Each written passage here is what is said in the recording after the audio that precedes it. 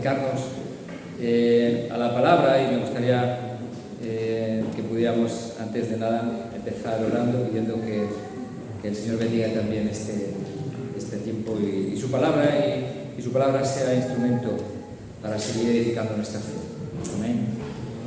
Señor, queremos darte gracias por tu presencia en nuestras vidas. Amén. Y gracias, Señor, porque tú nos has dado la oportunidad de conocerte y nos has dejado un instrumento precioso como tu palabra. Amén. Por el cual, Señor, podemos seguir conociéndote, podemos seguir conociendo tus palabras, tus promesas por nuestras vidas, pero también podemos conocernos a nosotros. Señor, gracias por el instrumento precioso de tu palabra. Señor, quiero rogar que tú la uses en esta tarde y me uses a mí, Señor. Me des, Señor, de tu gracia y de tu favor para poder realmente bendecir a tu pueblo y edificar la fe de tu pueblo, Señor. Prepara el corazón de cada uno de los que estamos aquí para seguir recibiendo tu palabra como tú quieres y para tu gloria. En el nombre de Jesús. Amén. Amén. Muy bien. ¿Te conoces a ti mismo? Sí, si te hicieran esa pregunta, ¿qué dirías? No hace falta que me contestes. ¿Pero qué dirías de ti mismo? ¿Te conoces? ¿Sabes cómo eres? ¿Podrías describirte más o menos fielmente? Bueno, vamos a ver un salmo que nos va a ayudar precisamente y nos va a tratar de dirigir un poco en esta dirección. El Salmo 139 es el salmo que vamos a ver, es 139, no lo vamos a ver entero, vamos a ver solo una parte. Es un salmo del rey David, está escrito por David y el salmo es como un salmo en el que David trata de seguir resaltando la gloria de Dios, la majestad divina. Quiere tratar de resaltar la realeza de Dios y lo hace enfatizando algunos aspectos del carácter de Dios, de los atributos de Dios. Si veis en los primeros versículos, 6 versículos, primeros 6, encontramos a David que está resaltando esa cualidad divina que es la omnisciencia. Dios sabe todo. Todo. Otra de las cosas que vamos a ver a partir del verso 7 al 12, ahí, si nos paráramos a meditar en ello, pues nos resaltaría la idea, el atributo divino de la omnipresencia. Dios está en todo lugar. No hay lugar donde podamos alejarnos de Él. Él va a estar en todo lugar donde nosotros estemos. Y esa es una de las cosas que encontramos en esos versículos. Luego también encontramos, a partir del verso 13 hasta el 18, un hermoso también poema, porque en realidad el Salmo es una especie de poema. Tenemos que contemplar un poco como eso. Y en esos versículos va a resaltar algo hermoso, la capacidad de nuestro Dios creador, como Él nos ha creado a los seres humanos, además con tanto detalle y con tanta hermosura, que además David sale como maravillado por todo lo que está viendo y leyendo en el Salmo, y nos encontramos como que está resaltando la gloria de Dios en esos versículos. Ahora, a partir del verso 19 hasta el 24, lo que encontramos ahí es más la expresión del corazón de David queriendo resaltar su propio deseo de vivir para agradar a Dios. Lo que pasa es que si lees los versículos, al principio como que dices, yo no lo veo. Pero está tratando de reflejar el deseo, el vivo deseo de vivir para agradar a Dios. Eso es lo que está ocurriendo en los versículos del 19 al 24, especialmente. Eso es lo que está ocurriendo. Lo que pasa es que en los versículos 19 al 22, especialmente, va a utilizar expresiones un poco como aparentemente duras, ¿no? Mirad lo que dice en los versículos 19.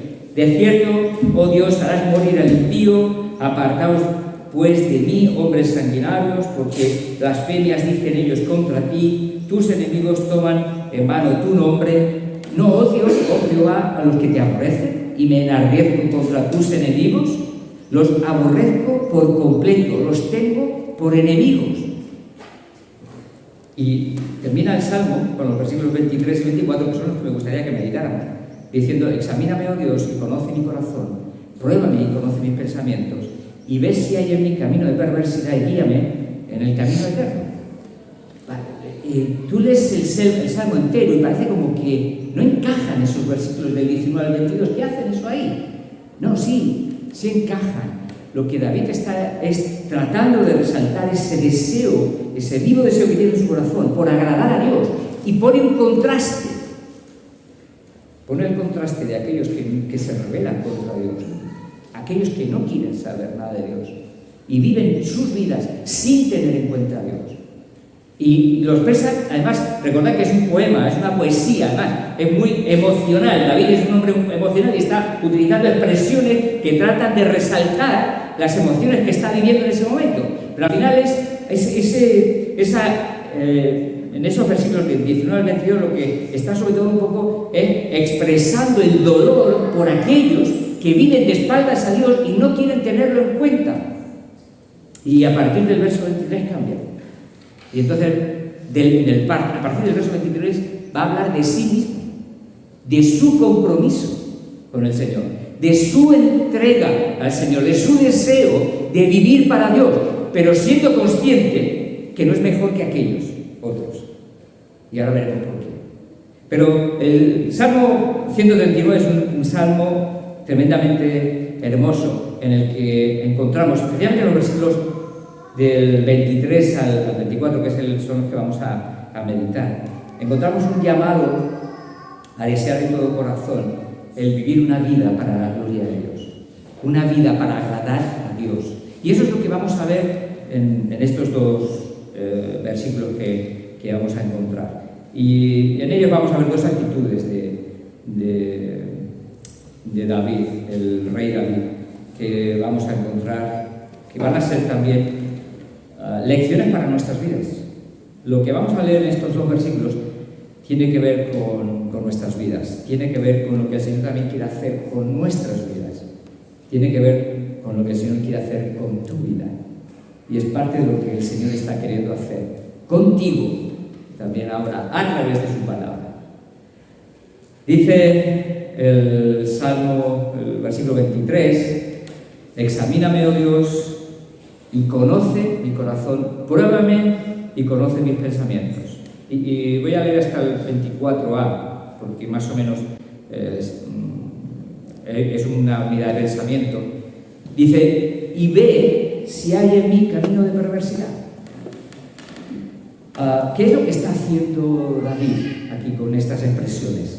Examíname, oh Dios, y conoce mi corazón, pruébame y conoce mis pensamientos.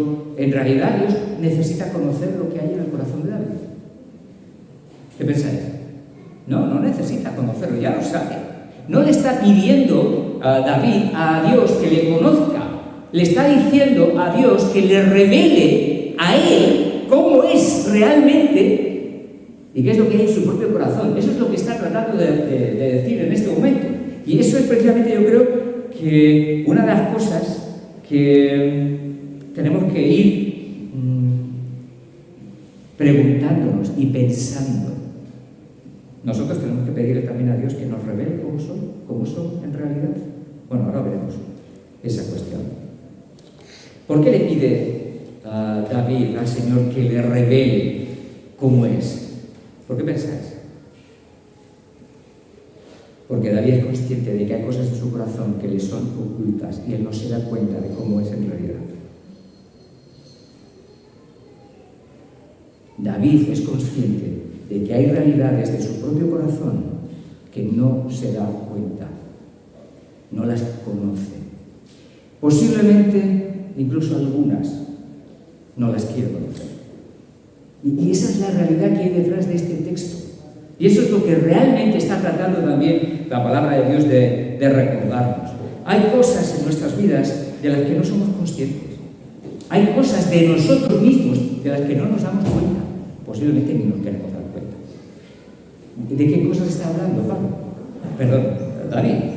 El versículo 24a nos lo confirma. Ve, está hablándole a Dios, le está diciendo, y ve si hay en mí, ¿qué? camino de perversidad. ¿De qué es lo que está diciendo? Señor, ayúdame a descubrir si en mi corazón hay pecado, si en mi corazón hay maldad. Ayúdame, porque esa es la realidad de lo que está ocurriendo en el corazón de David. De hecho, hay un caso en el que David está ciego también, y Dios le envía a un profeta. No sé si os recordáis de qué momento es. Segunda de Samuel, en el capítulo 12, después de haber pecado con Betsabé, Dios le envía a un profeta. ¿Qué profeta? Natán, exacto. Le envía y Natán empieza, a partir del versículo 1, empieza a acercarse a David y le cuenta una parábola. Le habla de un hombre que era rico, que tenía muchas ovejas, y había uno pobre que solo tenía una oveja, que la había cuidado durante toda su vida, que la tenía muy bien querida y amada, pero viene un visitante al rico, y el rico, ¿qué es lo que hace? Le coge la oveja al pobre, la única oveja que tiene, y la sacrifica para poder ofrecerle comida a ese visitante que estaba de paso en su casa.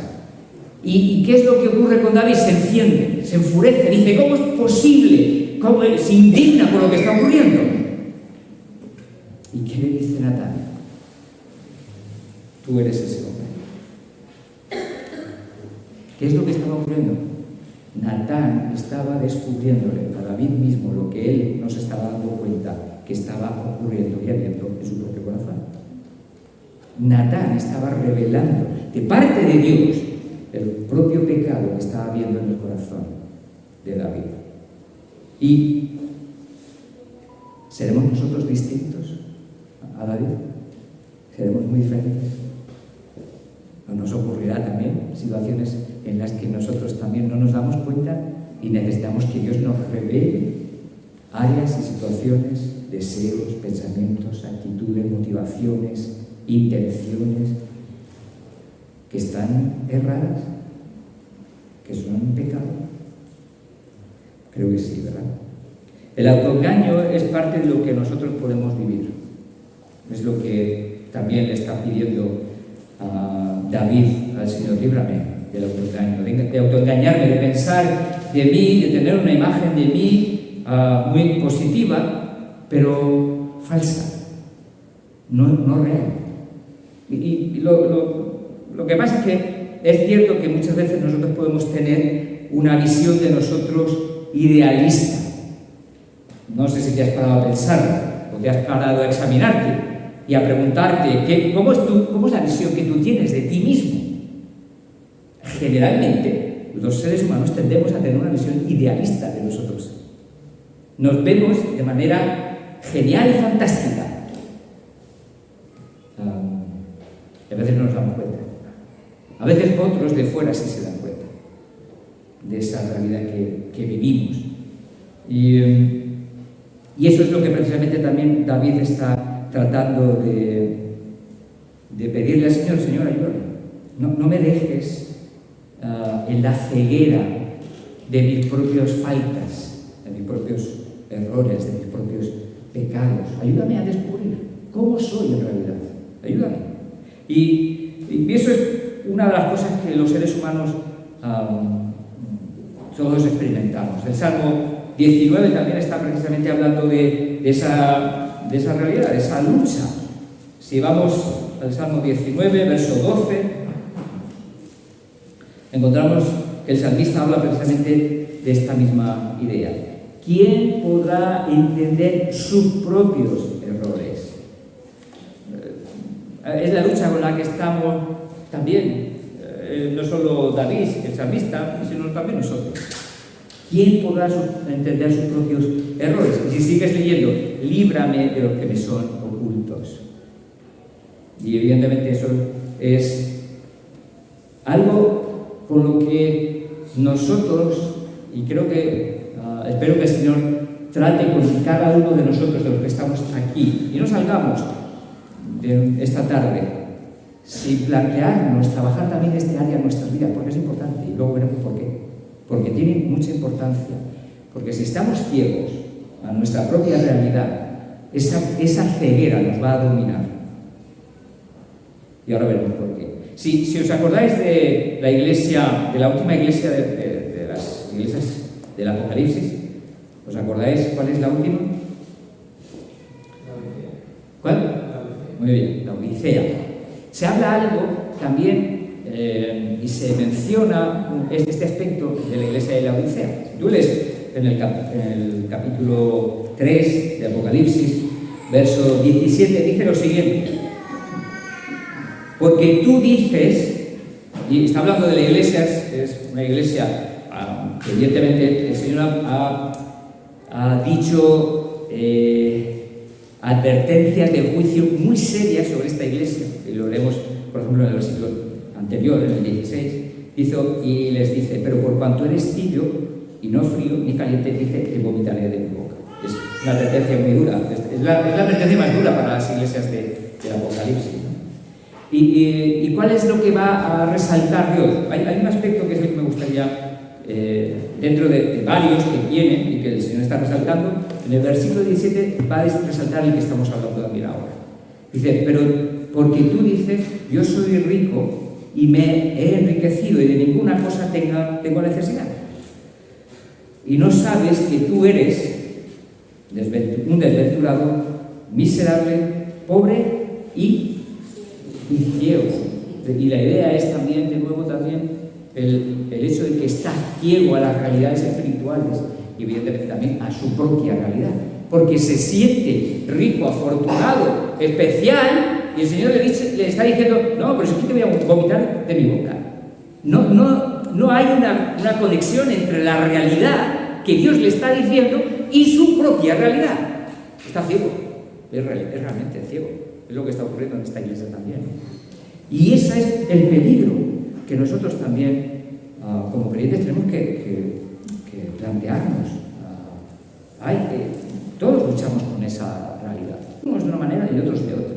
Pero es una realidad con la que luchamos. Negarlo sería simplemente echarnos piedras a nuestro propio tejado, ¿no? La realidad es que necesitamos ser conscientes y evidentemente enfocarlo desde la perspectiva divina y con la ayuda de Dios, que es una de las realidades. ¿Cuál es la causa de que a veces el corazón humano se ciegue sobre sí mismo?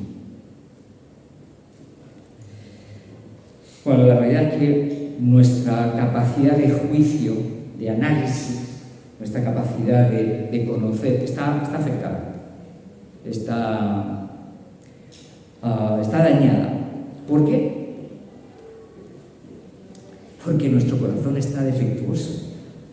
Nuestro corazón está defectuoso. Nuestro corazón se ha desviado, se ha alejado y en muchos momentos evidentemente está marcado por esa incapacidad para poder ver y analizar correctamente y juzgar correctamente de manera sabia. Y eso es lo que dice Jeremías 17, ¿verdad? ¿Qué dice Jeremías 17:9 del corazón? ¿Alguien se acuerda? Engañoso es el corazón, más que todas las cosas, y perverso. No sé si a vosotros, pero a mí cuando yo escucho que mi propio corazón puede ser perverso, le digo: Señor, ayúdame. Pues yo necesito tu ayuda. Sin tu ayuda no puedo. Yo no soy capaz de cambiar eso. Pero toda esta realidad, ¿sabéis a qué tiene que dirigirnos? A buscar más a Dios. A ser consciente de que nuestra necesidad más profunda en esta vida es buscar a Dios. Nosotros no podemos por nosotros mismos resolver la situación que estamos enfrentando. Nuestro corazón es engañoso y perverso. Es la realidad, lo que dice la palabra. Y esa es la realidad que podemos estar cada uno descubriendo. No sé si la has descubierto en tu corazón ya, pero que sí, que hayas descubierto que tu corazón no es como a ti te gustaría que fuera. Esa es nuestra realidad. ¿Y cómo nos afecta esta ceguera? ¿De qué manera nos trae problemas?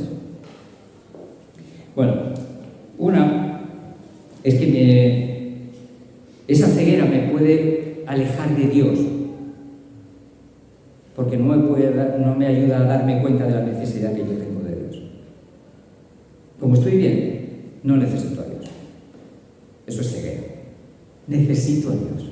Y necesito con insistencia buscarle constantemente, porque constantemente estoy necesitado de que Dios siga obrando y tratando con mi corazón y con mi vida. Eso es lo que nos puede ocurrir si nos mantenemos en la ceguera, si no nos damos cuenta de que hay ceguera en nuestro corazón. Nos vamos alejando nos vamos alejando de Dios poco a poco. Porque pensamos, bueno, estoy bien, no lo necesito tanto. Y es mentira, si lo necesitamos, nos va la vida en ello. Y evidentemente va a estorbar mi crecimiento espiritual. Entonces, ¿nos afecta la ceguera espiritual? Sí, absolutamente. Nos perjudica. Y en la medida que no seamos conscientes de que tenemos una lucha con esa realidad de nuestro propio corazón, vamos a ser atrapados y dominados y nos vamos a ir deslizando lejos del Señor, lejos de la voluntad de Dios, de lo que Él quiere hacer, de lo que Él quiere transformar, de lo que Él quiere cambiar de nuestras vidas. La ceguera, y esto es también algo que creo que es muy, muy común, nos impide desarrollar relaciones sanas con otros. ¿Sabéis por qué? Porque en una relación, normalmente, los dos ponen de su parte para que haya conflictos, ¿verdad que sí? Eso es lo normal. Podemos hablar de que quizás uno pone un 40% y el otro pone un 60%. Vamos a hablar de que quizás hay esa posibilidad de que hay diferentes porcentajes, pero la realidad es que cada uno pone una parte. ¿Vale? ¿Sabes qué problema causa el hecho de que yo sea ciego a mi propia realidad? A mi propio pecado. Que la culpa no la tengo yo. ¿Quién la tiene? El otro. Y el otro tiene toda la culpa. Y mis relaciones va a ocurrir esto. Y los conflictos no se van a poder resolver. Los conflictos simplemente van a ir creciendo. ¿Por qué? Porque yo no soy consciente de mi propia realidad, de lo que hay en mi propio corazón, de mi propio pecado. Y la realidad es que necesito ser consciente. Porque a medida que yo soy consciente, yo puedo acercarme a Dios, buscar a Dios y Él me va a ayudar a poder ser realmente humilde, reconocer esa realidad, esa actitud, ese pecado que hay en mi corazón, que evidentemente está impidiendo que nuestras relaciones sean sanas, saludables, relaciones que están creciendo.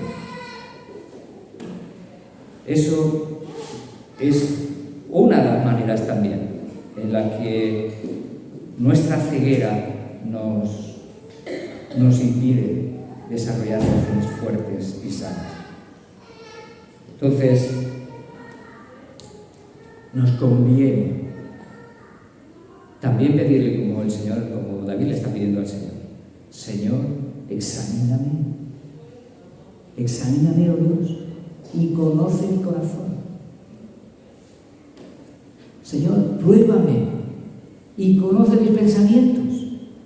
Conóceme, ayúdame, revélame cómo soy. Necesito descubrir y entender, porque necesito que tú sigas transformando mi corazón, mi vida. Porque en la medida que yo soy consciente de aquello que está defectuoso en mi vida, en mi interior, voy a buscar al Señor para que me transforme. Si encima pienso que estoy bien, que no hay ningún problema, estamos cerrando la puerta a que Dios transforme. Y estamos cerrando la puerta a que Dios obre en nuestras vidas. Ver es una de las necesidades que tenemos los creyentes también, no solo los incrédulos. Y vemos en los evangelios cómo se habla de muchos ciegos a los que Jesús sana, pero siempre en los pasajes donde se habla sobre la ceguera, siempre hay un doble sentido. Y no solo Jesús está hablando de una ceguera física, también está hablando de una ceguera espiritual. Y eso es parte de lo que nosotros también tenemos que ser conscientes. Y no permitir que nuestro corazón o nosotros nos mantengamos ciegos a nuestro propio corazón. Y es cierto que por nosotros a veces estamos absolutamente ciegos, pero Dios quiere ayudarnos. Dios quiere venir a nuestro encuentro y en medio de nuestra necesidad, Él quiere ayudarnos. Él quiere bendecir nuestras vidas. Por eso, me gustaría animarte y decirte, acércate al Señor con un corazón sincero, pidiendo que te alumbre y te ayude a conocer cómo eres. ¿Qué cosas Él quiere transformar en tu corazón? ¿Qué cosas Él quiere pulir en tu corazón? ¿Qué cosas quiere quitar de tu corazón? Para que tu vida sea bendecida y la de aquellos que están a tu alrededor también. ¿Qué es lo que el Señor quiere hacer? ¿Sabes una cosa? En el mismo Salmo nos va a descubrir, en los primeros versículos, del 1 al 4, nos va a decir algo que ya nos dice Jeremías 17:10, en el texto que hemos leído antes, o sea, justo el anterior, no el que hemos leído, sino el posterior. Después de engañosos el corazón, más que todas las cosas, viene el 10. Normalmente el 10 va después del 9, ¿no? O aquí también. Dice, yo Jehová, porque la pregunta que había en el versículo de antes, ¿cuál era? Engañosos el corazón, más que todas las cosas, y perverso. ¿Quién lo conocerá? Hay alguien que lo conoce. Tú y yo no, pero hay uno que sí. Hay uno que tiene toda la sabiduría, tiene todo el poder, todo el discernimiento, tiene toda la omnisciencia para saber hasta lo más profundo, lo más oculto de nuestro propio corazón. Ese es nuestro Dios. Ese es nuestro Rey. Y es lo que dice también ahora el versículo 10. Dice, yo Jehová, que escudriño la mente, que pruebo el corazón, para dar a cada uno según su camino, según el fruto de sus obras. Él conoce de manera perfecta, absoluta, plena, lo que hay en nuestros corazones.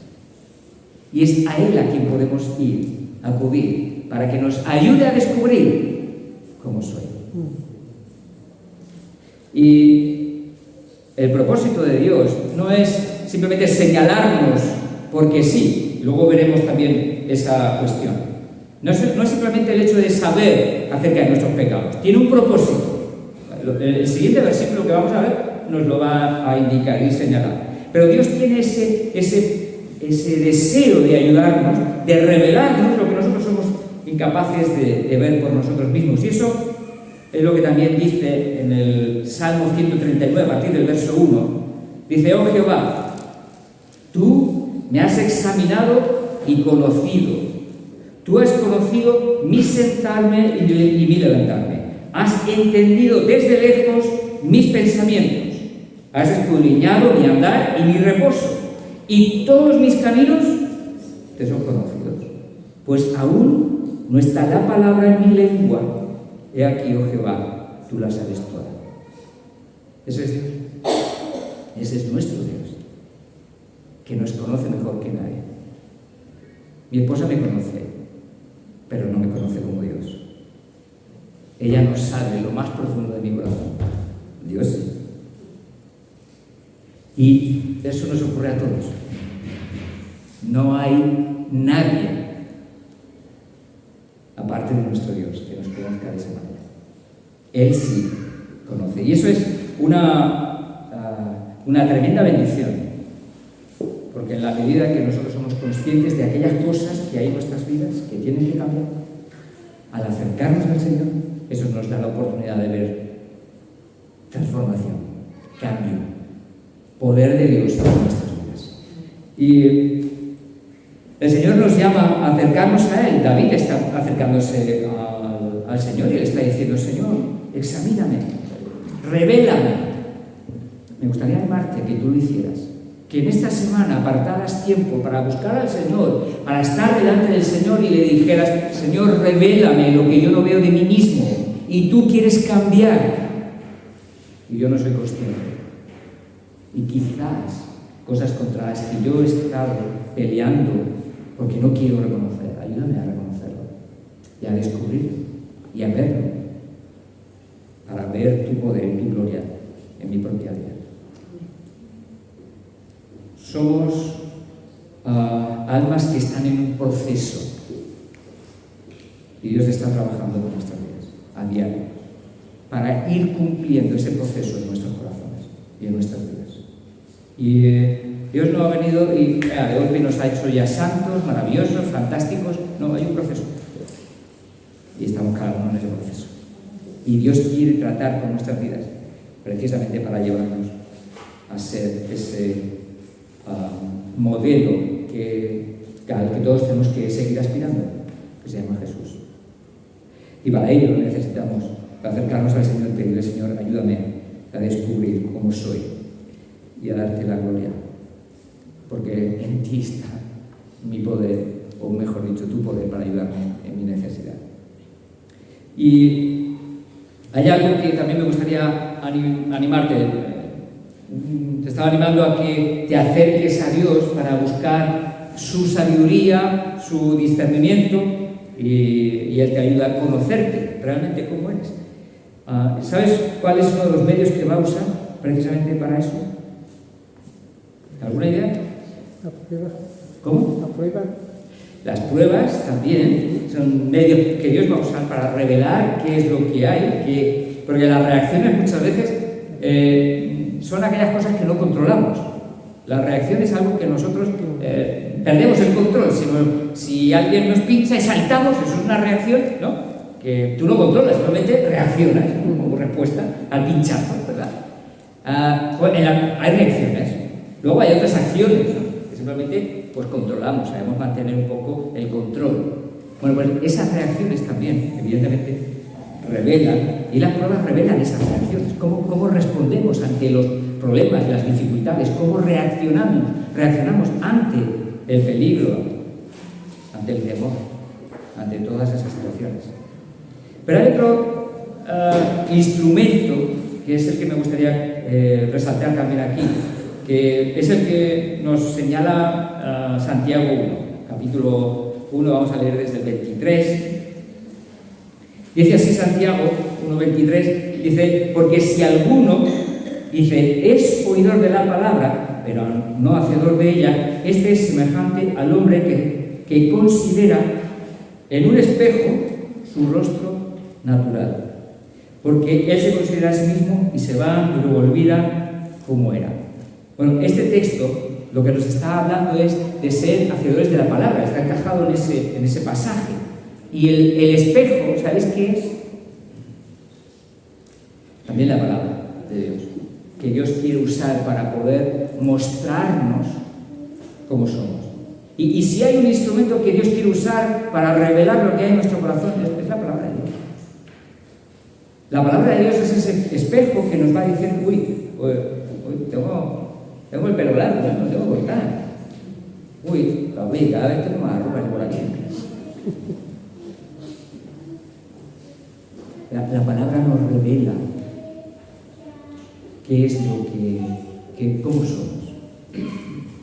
Nos revela qué hay en nuestros corazones. Nos va revelando, evidentemente, aquello que Dios quiere seguir cambiando, aquello que sobra en nuestras vidas. Y creo que es algo a lo que me gustaría animarte a que no descuides tu tiempo con la palabra. No dejes de buscar la oportunidad de pasar tiempo buscando la palabra, no solo leerlo por leerlo, no porque hay que cumplir con una obligación. Por favor, líbrate de eso. Coge la palabra para poder meditarla y preguntarle al Señor: Señor, ¿qué quieres de mí? ¿Qué es lo que sobra en mi corazón? ¿Y qué es lo que falta en mi corazón? Señor, háblame. Revélame, necesito tu ayuda, necesito tu favor. Y el Señor te va a hablar. Como decía alguien, ¿tú quieres escuchar la voz de Dios? Habla la palabra y léela en voz alta. Y lo vas a escuchar. Es Dios hablándonos. La Biblia es Dios hablándonos.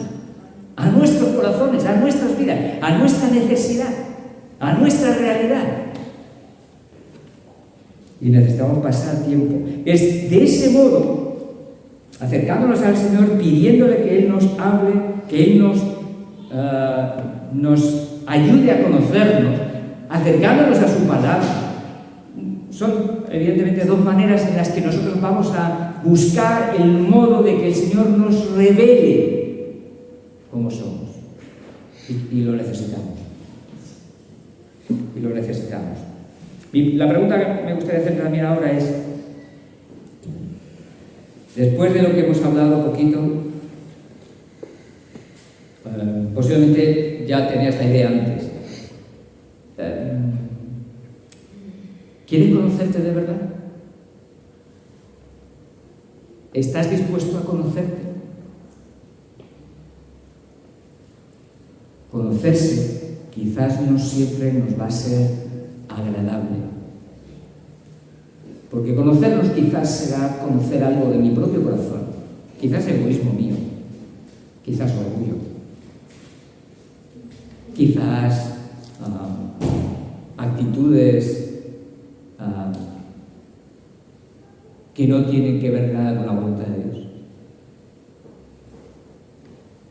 La pregunta la vuelvo a hacer. ¿Estás dispuesto a dejar que Dios te muestre y te revele cómo eres?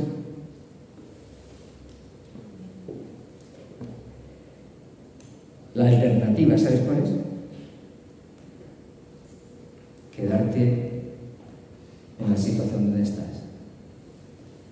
Pero eso no es quedarse ahí, pero es caminar hacia atrás. Porque nosotros no hemos sido llamados a mantenernos estáticos. Hemos sido llamados a crecer, a avanzar, a vivir en ese proceso que siempre tiene que ver con avance. Si nos mantenemos, es como estar en una cuesta. ¿Sabéis qué pasa? Si estás en una cuesta y tú llevas un coche aquí y lo dejas parado, ¿qué es lo que ocurre?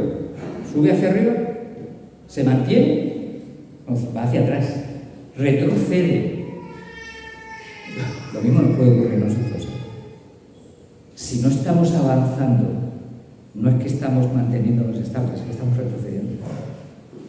Y eso es parte de lo que nosotros tenemos que ser conscientes. Dios quiere ayudarnos y Él tiene la respuesta para ayudarnos a conocernos, pero también tiene la respuesta para ayudarnos a transformar eso que vamos a ir descubriendo con Él de nosotros, que no nos gusta y que a Dios tampoco.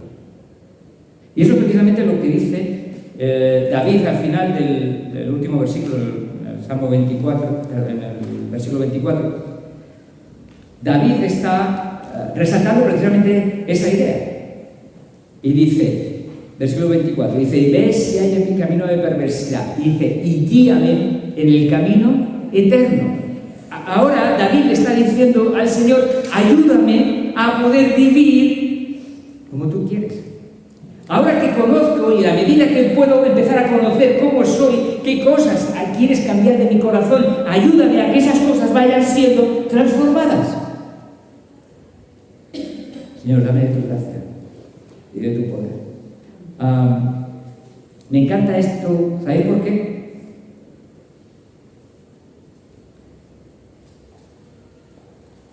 Para David está claro que no basta con conocer su pecado. No basta. No basta con conocer su interior, no basta con conocer cómo es su corazón, no basta con descubrir cómo es realmente. Él quiere cada día más parecerse al modelo que evidentemente nosotros llamamos Jesús. Y él no conoció, pero nosotros sí. Y ese es el plan de Dios. El propósito de Dios no es simplemente mostrarnos nuestro pecado y dejarnos ahí. El propósito de Dios es ayudarnos en nuestro pecado y transformarnos para poder parecernos cada día más a nuestro Señor. Ese es el plan. Ese es el propósito. Dios tiene un profundo deseo de seguir edificando nuestras vidas de manera que se parezcan a nuestro Rey, a nuestro Señor. Si vemos Gálatas, capítulo 4, y verso 19, hay unas palabras de Pablo donde él revela su anhelo también, ¿no? Y anhelo para con los hermanos de Galacia. Dice el versículo 19: hijitos míos, por quienes vuelvo a sufrir dolores de parto, hasta que Cristo sea formado en vosotros. Ese es el plan de Dios para nuestras vidas. Que Cristo sea formado en nosotros. Ese es el gran anhelo de Dios. Efesios capítulo 4, verso 13. Hasta que todos lleguemos a la unidad de la fe y del conocimiento del Hijo de Dios, dice, a un varón perfecto, a la medida de la estatura de la plenitud de Cristo. Es ese hasta donde Dios está tratando de llevar nuestras vidas. El Señor no quiere solo dejarnos que nos conozcamos, en descubrir aquello que está mal en nuestras vidas. Quiere producir una vida nueva que le agrada y que nosotros somos bendecidos. Porque en la medida que nosotros somos transformados, nuestras vidas están recibiendo la bendición y los que están alrededor también. Esa es la petición que hay en el corazón de David. Señor, ayúdame, guíame en el camino eterno. Ese es el gran deseo, el anhelo que también hay en su corazón y la idea clara de que necesita esa transformación divina, ese poder divino en su propia vida, transformando actitudes, deseos, motivaciones, intenciones, pensamientos. Eso es lo que el Señor quiere hacer, purificar nuestras vidas, llevarnos a santidad para darle gloria. Y el Señor está queriendo trabajar en cada uno de nosotros y nos va a ayudar y nos va a dar de su poder. Me gustaría animarte a que sigas pasando y buscando la oportunidad de estar con el Señor. Necesitamos pasar tiempo con el Señor. Necesitamos dejar que Él siga hablándonos a nuestra realidad, a nuestra propia persona, para que Él nos ayude a descubrir cómo somos y Él siga construyendo en nuestras vidas como Él quiere que seamos, por medio de su poder y por medio de su Espíritu.